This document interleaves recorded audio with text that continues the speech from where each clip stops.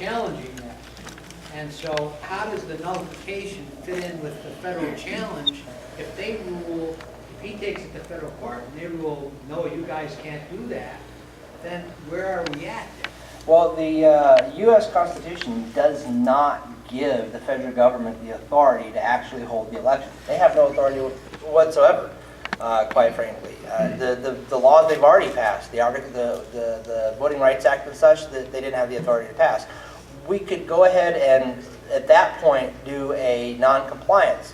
We can, first of all, recognize it doesn't pursue from the Constitution. Then we can say, we're not going to comply with your decisions or your laws. And if they bring, people in to try to enforce that, then we can talk about interposition and actually passing a full-fledged nullification act that would put our police in between the federal government and our polling places that would prevent them. Of course, that would be... Never do that. No, I don't think so. I was gonna ask you to use California with cannabis and how they use that. I mean, basically, SCOTUS said that they couldn't do what they did anyhow. Well, it's not just California. I mean, Colorado did that. I mean, there's a lot of people out there, like cannabis is the issue that you can use as an example. California, Colorado, Washington State, they just did it. They don't care. And then the federal government says we want to get involved, and they're afraid to because it's such a popular thing. Voter ID is very popular in the state of North Carolina. So I think we would be fine with just straight non-compliance. I don't foresee Holder bringing in the Army to I don't see him doing that. One more. Let's do it. Well, two more. I saw two hands, so we'll do two more. First in the back. I'm fully behind nullification, and I'm opposed to convention for different reasons than you.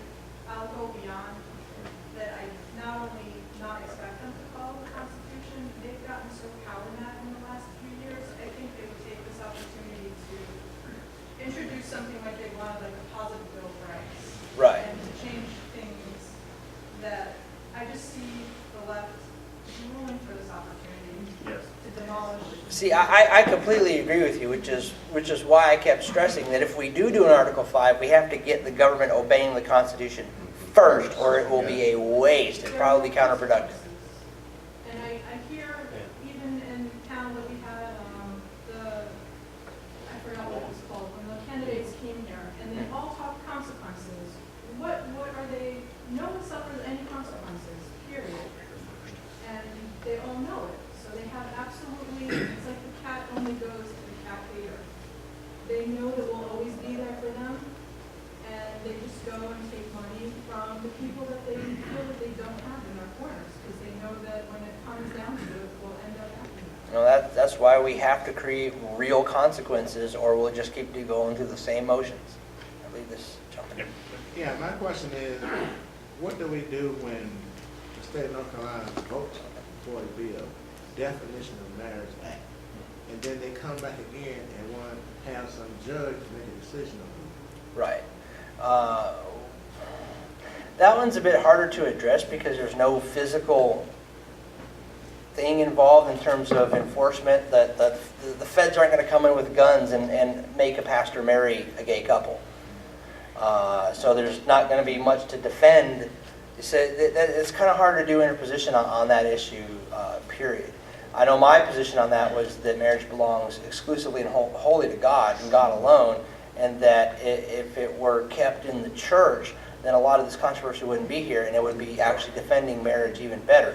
But as long as we have this in our Constitution and guided by law, then the only real changes that are going to come down from the federal government, and they're probably coming, quite frankly, through court cases, is it's going to change the letter of the law. And then we might, at that point, look at doing what Oklahoma did, and Oklahoma banned the state licensure of marriage altogether so that they don't have to deal with it. So that the churches get to decide, and then the churches only marry real, proper, heterosexual couples the way it's supposed to be. But that's as long as we're in danger of being forced by the Supreme Court to do these things, it's always better to leave it in the hands of the church that the Supreme Court can't touch, which was my position. But we're not there right now. We're at a place that we have this in our law. We're about to get the federal courts forcing us to accept homosexual marriage whether we want to or not. Well, in terms of non-compliance, what the state could do is pass a law saying we're not going to comply with the state, with the federal government. We're just not going to give licenses out to gay couples, whether the federal government wants us to or not. And at that point, again, I don't see Washington, D.C. bringing an army with rifles into North Carolina over this issue.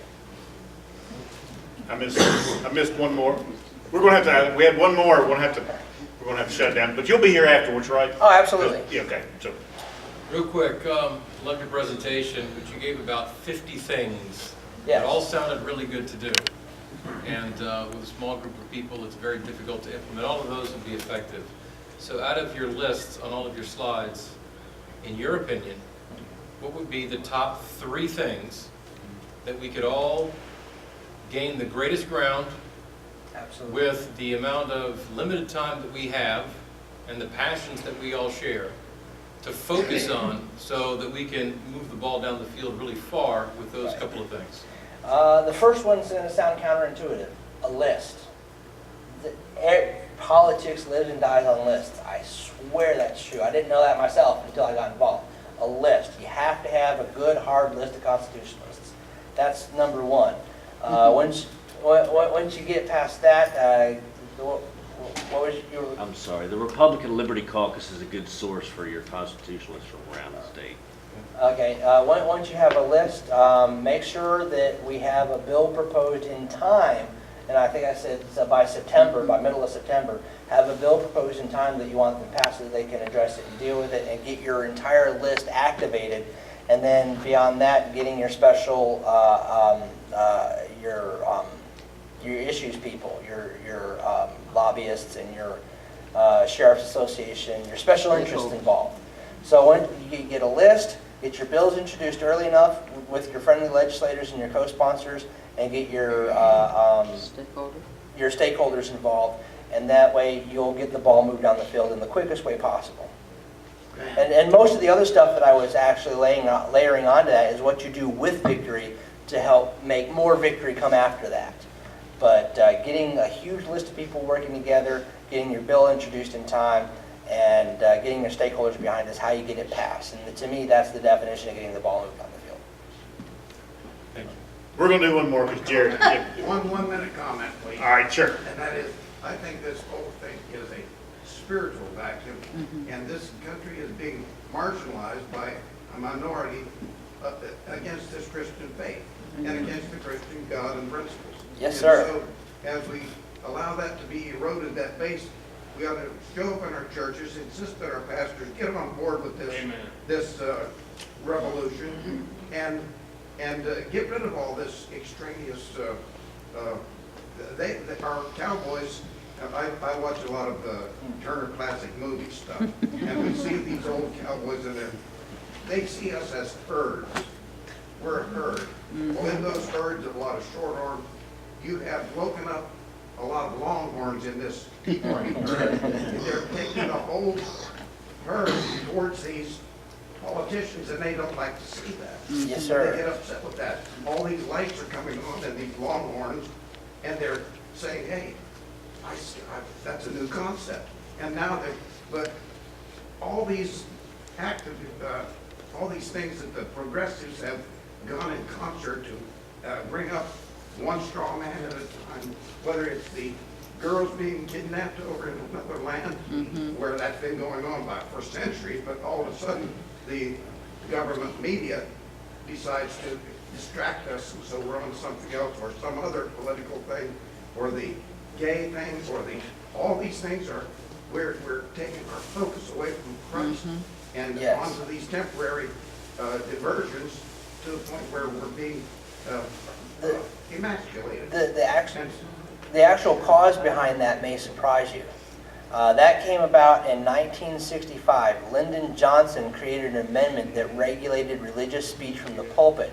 I might be turning on a few more lights. Yeah, I think it was in the 50s. But it's 501c3. 95% of every church in America today is a 501c3. They trade allowing Washington, D.C. to regulate speech from the pulpit in order to pull in more of the revenue, which is technically tax money, which is why they have this ability. But what that does is it subjects the church to government before God. It makes government an idol, and that's why we've been falling apart. I couldn't agree with you more. Yes, I wrote a 13-page brief on that very topic. The Amen. religious right exchanged for a corporate right, or a corporate privilege. Yes. But anyway, that, you're right, that we've swapped a lot of things. I'm running over, so go ahead. Yes. Let's give Glenn a round of applause.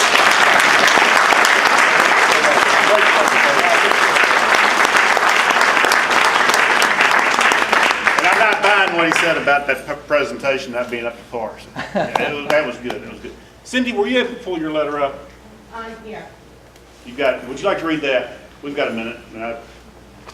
Come on. Now let me get it back again.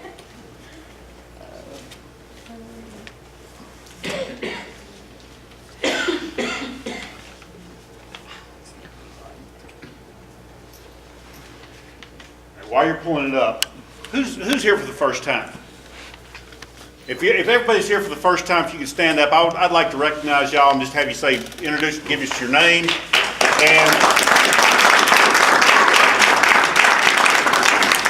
and why you came. Yes, sir.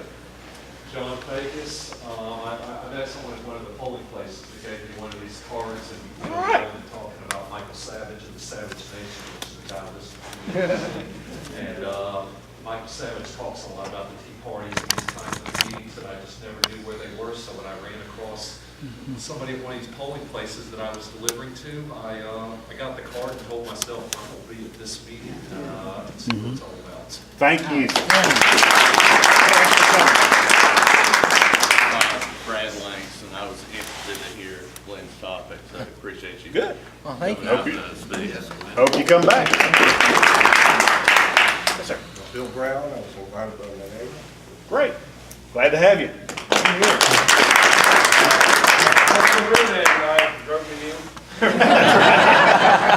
Glad to have you. Charlie Hayne, I was invited by my friend Rich Mancy, but I've been looking to get more active for a couple of years now. Great. Welcome, everybody. What? What are you got? It's still downloading. Okay, it's okay. Stay right here. I do have a quick comment. I have T-shirts for events back there. If anybody, we're asking for small donations towards the campaign because, again, it all comes down to. While she's down, can I address the group for just a second? Come on. Okay. One of the things that we mentioned was that they did introduce a recommendation to restructure Common Core, get rid of it, whatever it's going to end up being. And that bill has been introduced to the state House of Representatives in Raleigh. The same people that sponsored that bill are also the ones that did excellent in North Carolina, which what we got out of that was read to achieve. And these were the Republicans, so they've learned a little bit. And this committees that they're going to create, this has a 2-year life, and they're going to be people from the House of Representatives and also from the Senate that will get to recommend and nominate people to be on that committee. And some of those people are going to be educators, some are going to be parents, some are just going to be citizens. And so there's 2 opportunities and then the others I think comes from the Board of Education. What I'd recommend to this group that we need to become active in that, and that we need to make sure we know who's going on there, and we need to identify people that we want to see on those committees, and make sure we get good people on there that represent our values, homeschoolers, and the like. And so that's one of the objectives that we should have coming up. Make sure we get people that we know that we want on those committees. It's going to be really important. I definitely want to second that because the composition of that committee is a huge deal. Absolutely. We don't want another Sunshine State. All right. Okay. All right, we've got the letter here. Dear Conservatives for Guilford County, I would like to extend a warm thank you for your endorsement as well as your efforts on behalf of my primary campaign for Congress. It was an honor to have your endorsement. It keeps going all over the place. I might, and then I can't see it. And I was proud to have your support. Guilford County Conservatives played an important and critical role in my primary victory. Your support and hard work are a testament to the strength and effectiveness of grassroots organization. I look forward to continuing to work with you in my general election campaign. I encourage you to double your efforts and support so we can make history this fall by capturing a seat that a few think we can win. Please reach out to my campaign to find opportunities to stay involved. We are opening an office at the Republican office on Market Street, and Sean McGowan will be in charge of that. And let's make history together in November. The person that, I know all of you know who Sheila Jackson Lee is. Oh, yes. Alma Adams is her twin sister. Right. We need your help. We can't do it without grassroots. I served with her in the House. Thanks so much. Do we have any elected officials or candidates running right now here? Okay. For that, we're going to go right into our raffle. So everybody pull out your raffle tickets. This is just our way of saying thank you for being here tonight. Everybody who walked in should have gotten a white raffle ticket, so we'll start with those. And the first book that we're going to give away is Glenn Beck's Conform. Oh, yeah. And the number is 710558. Congratulations. Here you go. Let me see that ticket. No way. All right, and the next book we're going to raffle off is Greg Gutfeld's Not Cool book, which is actually pretty cool. And this is 710559. We'll come back. I was going to say, wow. I tried. All right. One thing you forgot to say is we got book reports next month. All right, now these ones are for our members. Our members get not only a white ticket, but they also get a red ticket when they come in because they've paid their dues, and we appreciate that support. So the first one is Uncle Si. We've kind of got a Duck Dynasty theme going. And so this one is 439966. 966.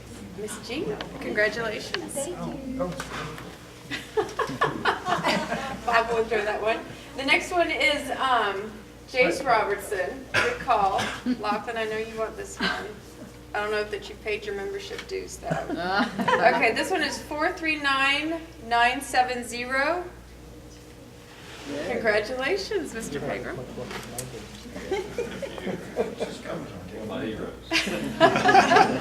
All right, and the last one are the Duck Commander ladies. And that number is 439973. There you go.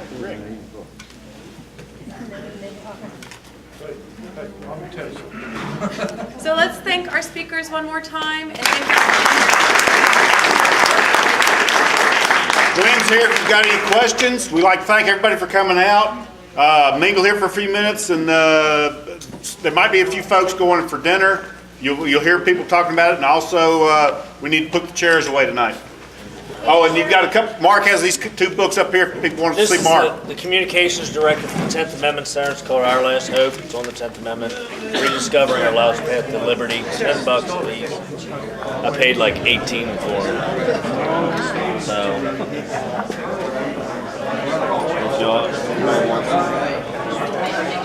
It's a good book. It's a very easy read. He's actually won all kinds of awards in Kentucky. Great read. Very easy. Very entertaining. He's got a good sense of humor.